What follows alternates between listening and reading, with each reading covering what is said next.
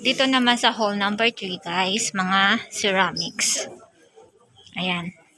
So makikita niyo yan, mga ceramics po. Ayan. Hindi talaga mahilig yan. Binilisan nila.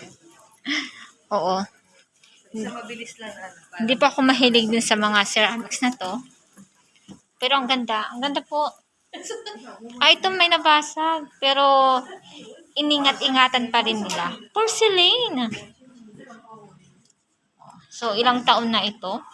1368. My goodness. Napaka-tagal na pala. Oo, iningatan talaga nila. Oh. May bibili kaya nito kapag may... Oh. So, ayan guys. Pero maganda po yung ambience dito sa loob, ah.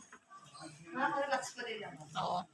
So, kahit na hindi po kayo mahilig sa mga ganito, marirelax din naman ang mga minds nyo, guys. Sa ambience po dito sa loob. So, ayun. Mga ceramics lang po yung mga andito. So, bilisan lang po.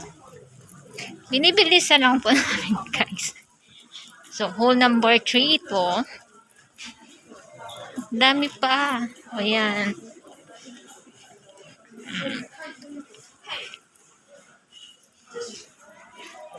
Mga antiques. Ceramics. Ito.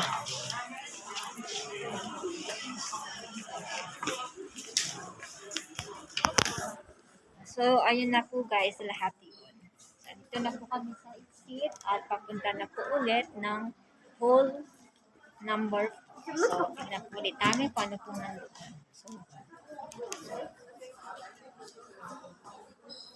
yan po yung mga kasama ko. Okay. And that's it for hole number 3.